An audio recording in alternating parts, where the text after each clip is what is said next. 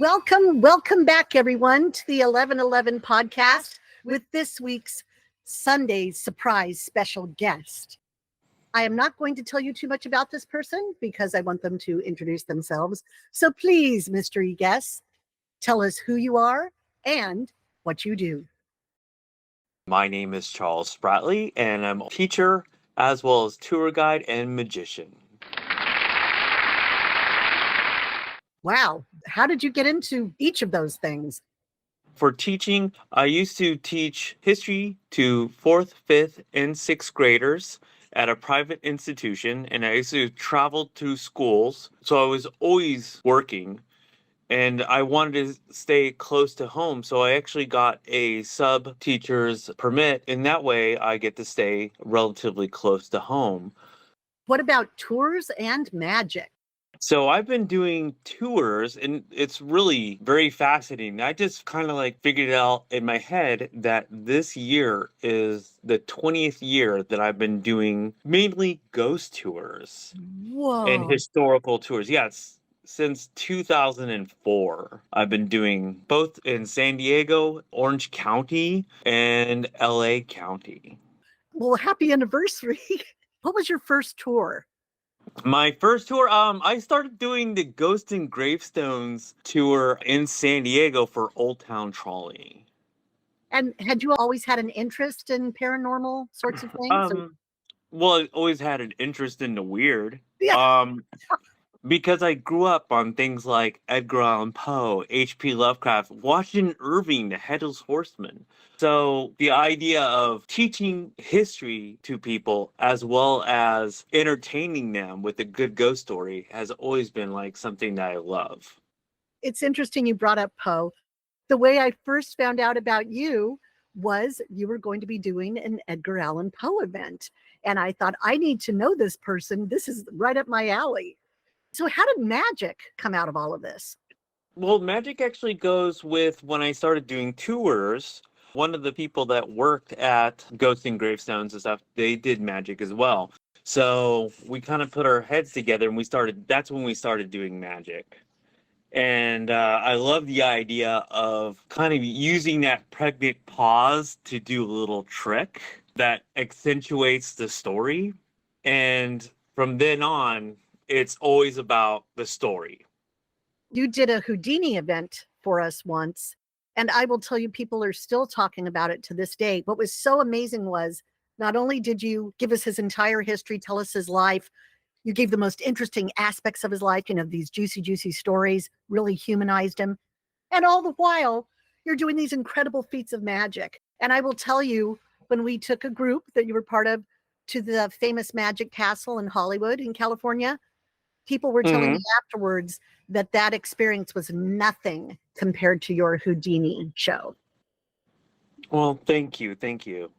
I was very proud of that, and sometimes I'm still kind of disbelief about how good it came out. Yeah, well, I think it was also the place we had at that place was just magical in its own right. It is magical. It really was. Yeah. What would you say is the most rewarding aspect of your work? I'm an educator. No matter what. In fact, I was actually down at Calico Ghost Town in Yermo, California, and I was doing the whole thing on Victorian magic. And so a lot of people didn't even know what Victorian was. So I had to talk about who Queen Victoria was, how long she reigned, and how she put the idea of what the world should be like. Even the mourning period with the death of Albert. And people have no idea. It's kind of interesting. It's shocking. It really was. And I think, unfortunately, it is a byproduct of our heads and our phones. Oh, yes. That is why we have started our reading revolution. Which I love. Oh, so did we find out what your favorite aspect is then of anything you do? What's the number one thing you enjoy most about it? It's really about teaching. Oh, It's I about love that. teaching it and exposing people to little vignettes, little knowledge that they can take with them. Talking about who was Queen Victoria and how magic was different than what you see today. We might be hitting you up to put some of this stuff as online courses because I think our listeners will be so jealous to hear that you've done events on Sir Arthur Conan Doyle, on Bram Stoker. I mean, really great authors. But we had that literary series that we did of these wonderful teas that you would talk about these different authors, and people were blown away by the humanizing that you did with these authors and the very sweet and poignant stories of what they'd gone through. Oh, I'm going to be harassing you about that. That's all there is to it. I would love to. Okay. Actually, what I just got done reading probably the best biography of Edgar Allan Poe. Oh, And it's called Mysteries of Mysteries. And the one thing that's very interesting, it's a new look at Edgar Allan Poe. And when everybody looks at Edgar Allan Poe, everybody thinks about the alcoholism and they talk about his puffy eyes, but people don't think about how funny he really was. I'm so glad you say that, because when I think about Edgar Allan Poe, I think of someone who was sweet and a romantic. And of course, wrote Yes. the first murder mystery ever. But I never think of funny. So I love that you said that, because my favorite author, nobody ever thinks is funny. And he is so hilarious to me that I used to read him at the gym and crack up on the life cycle. Good old Charles Dickens. To me, he's the funniest writer of all time. And nobody looks at him that way. He's the guy that wrote the big, social consciousness tragedies. I'm like, he's hilarious. So I look forward to learning about the humor of Poe through whatever I force you to create for online consumption. I would love to. I would love to do that. And everybody that's listening, hold us to it. You guys are in charge. So, Please. what would you say has surprised you the most about your work? And again, this is all the fun stuff you do, not just one thing. What surprised you the most? What has surprised me the most is probably how much I'm able to just actually influence my little world by teaching. And hopefully that teaching sticks. It's because of the entertainment aspect. Seriously, because it's the famous edutainment. That's why it sticks, is because it's stories. And we learn best as a race through story. So that's Yes. why I think you're so successful at it. And plus, you've kind of got a fan club. I've seen them in action.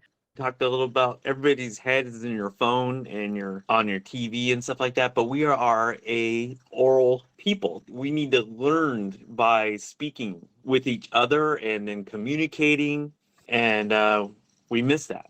Oh, yes. The oral traditions around the campfire. Where did we get the Odyssey, or, whatever it might be? There were these. Or the best ghost stories ever. Oh, exactly. Or even maybe the songs. I don't know. But it was this oral tradition of being around the campfire, being together, a sense of community. And like you said, the ghost stories.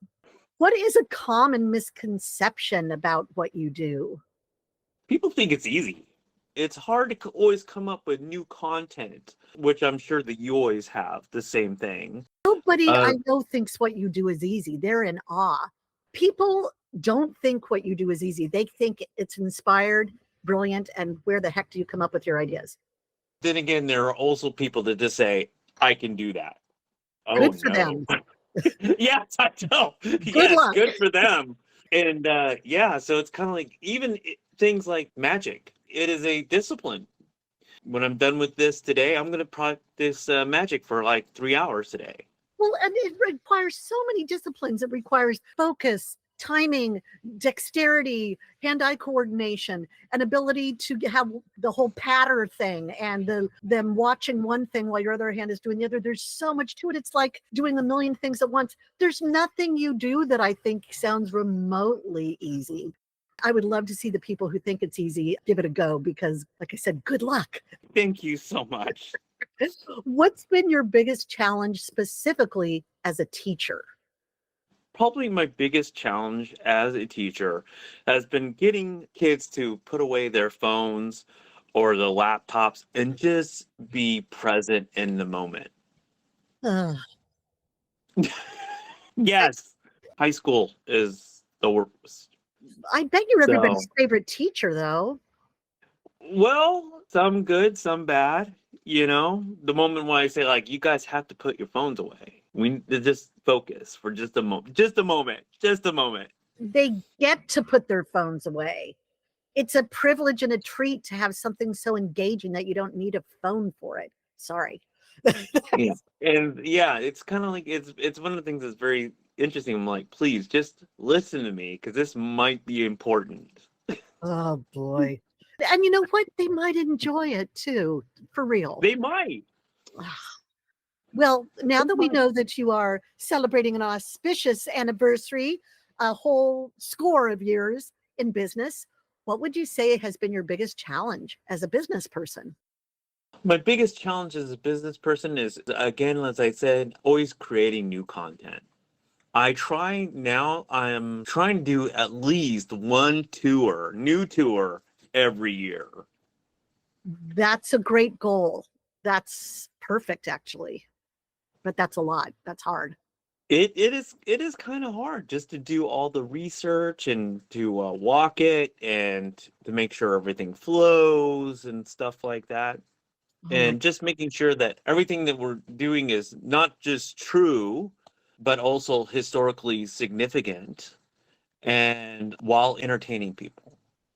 ooh, here's a tricky question that I may have to edit out afterwards because it's probably too controversial.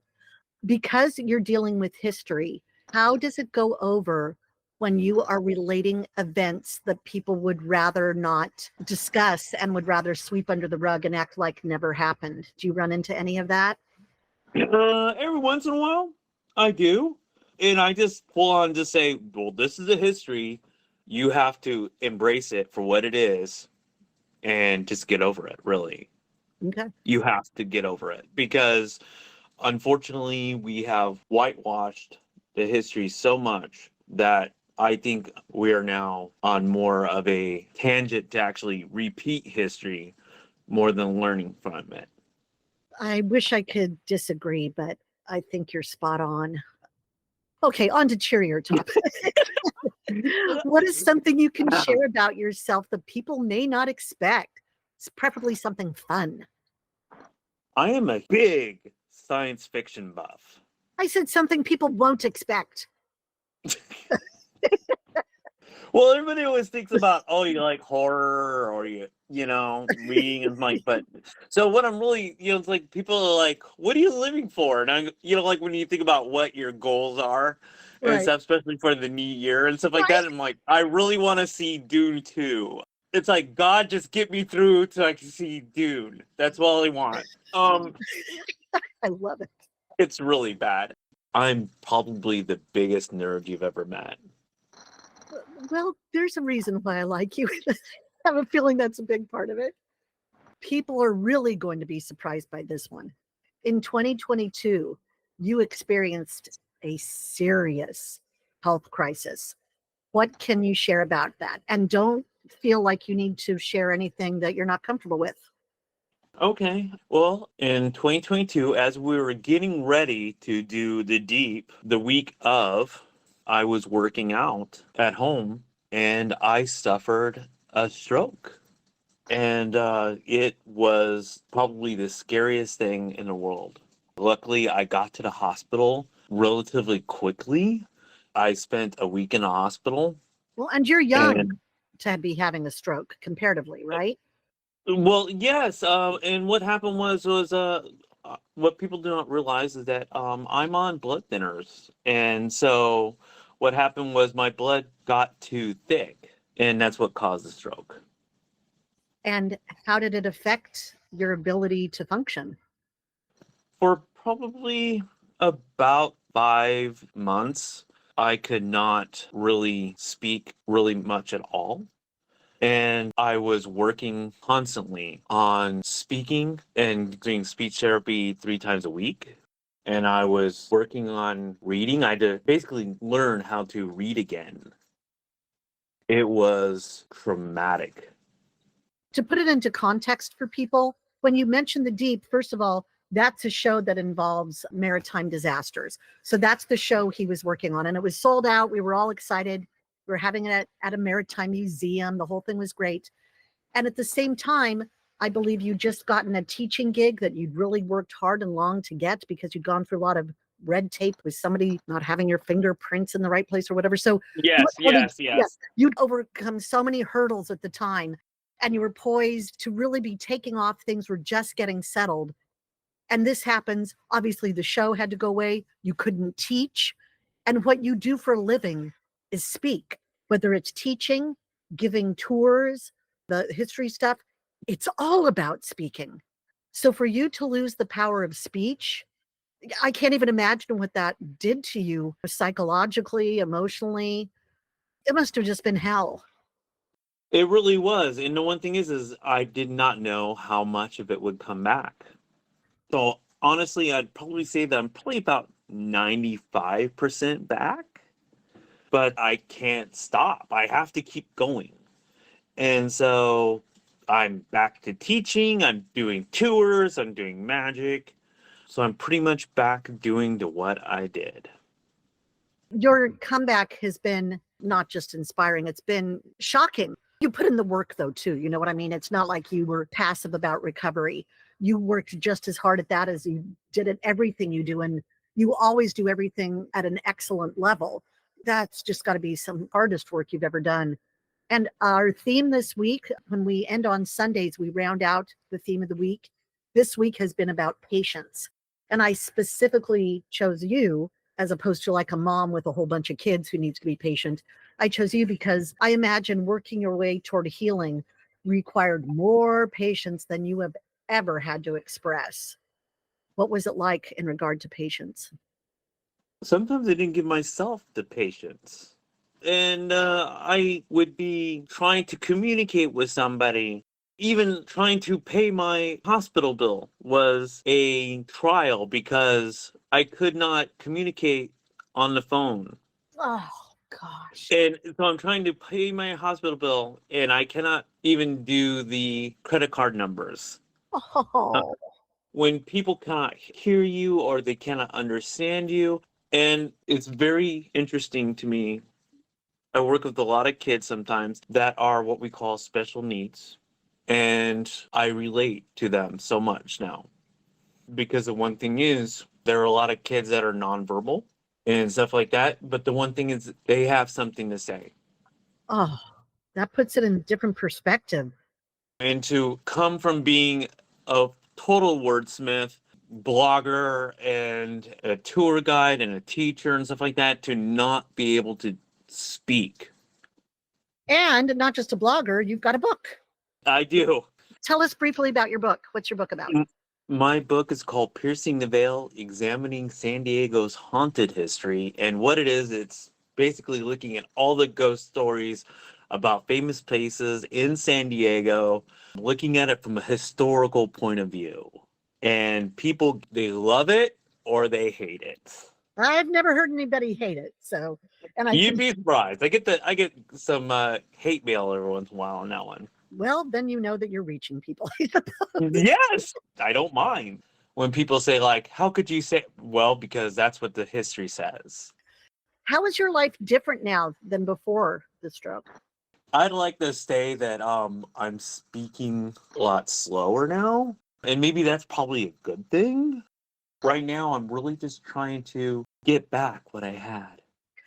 I do like what you said about the kids that you work with. It sounds like I would think that you've been able to develop empathy in a way that you may not have had occasion to before this happened, and to understand what some of your students might be going through in a different way now that you've experienced some of it yourself.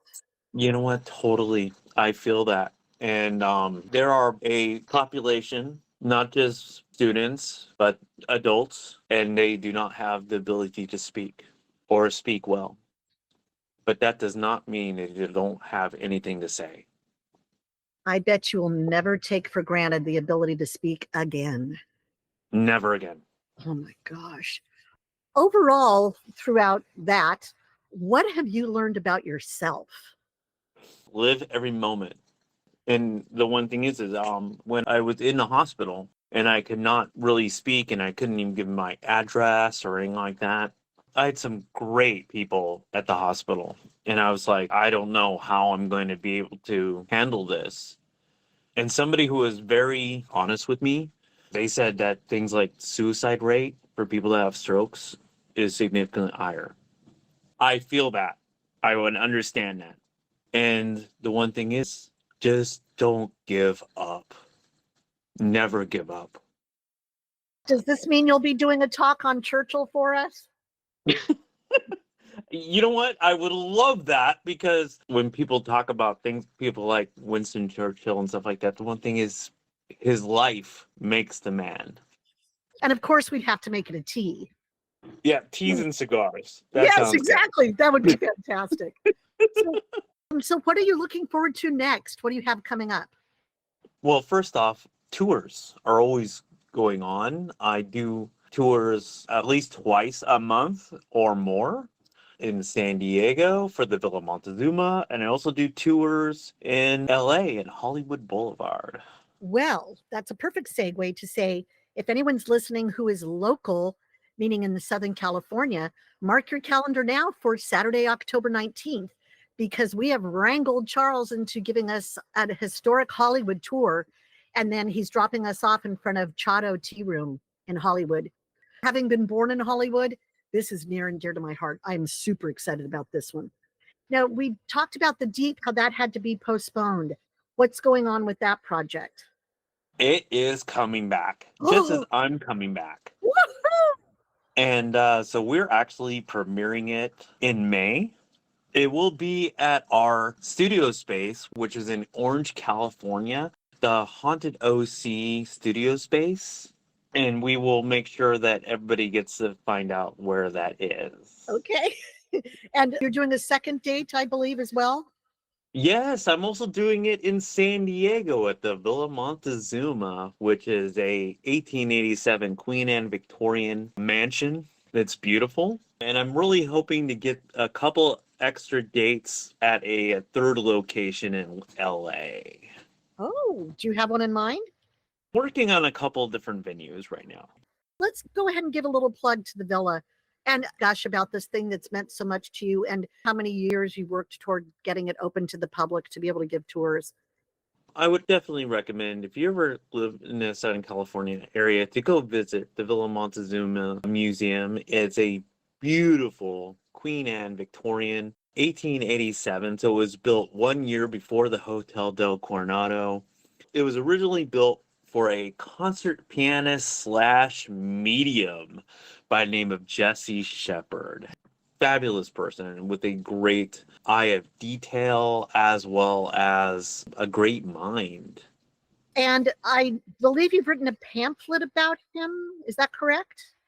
I've written a couple of newspaper articles about him. Okay, because I expect a book in the future, and I'm saying it here so we can have evidence. You're not the only person that says I should do something about Jesse Shepard. Yeah, we're putting it out there now to make it official.